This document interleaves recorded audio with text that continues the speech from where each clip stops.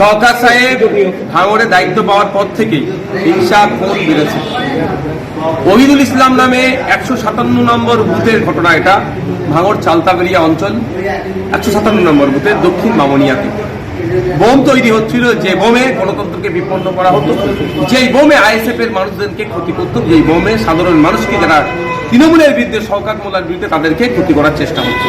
সেই বোম তৈরির সময় তারা একাধিক মানুষ ক্ষতিগ্রস্ত হয়েছে, লাশ অনেক লুকিয়ে দিয়েছে ওরা। এখন তদন্ত সাপেক্ষ প্রশাসন যদি নিরাপত্তা ব্যবস্থা না করে, স্থানীয় যিনি ভাঙড় ডিভিশনের ডিসি স্যার আছেন তিনি পৌঁছেছেন, তিনি এটাকে তদারকি করছেন। যদি এটা ঠিকঠাক না হয়, যদি এক্সপ্লোসিভ বিষয় আছে, এনআইএ তদন্তে আসবে, এনআইএকে চিঠি করব। কারণ এই সময় এটা বর্ডার স্টেট, আর এই আবার বর্ডার ডিস্ট্রিক্ট, যদি এই ধরনের ঘটনা ঘটে আমরা আতঙ্কিত, এটা কোনোভাবেই মেনে নেওয়া যাবে না। মানে এনআইএ তদন্তের দাবি করছেন। শওকত মোল্লা সাহেবেরও গাড়ি এবার চেক করা দরকার, যত অ্যাম্বুলেন্স যত যাচ্ছে নাকা লাগানো দরকার ইমিডিয়েট ভাঙড়ে। ইভেন নওশাদ সিদ্দিকীর গাড়িও চেক করা দরকার, যখন যাচ্ছি আসছি।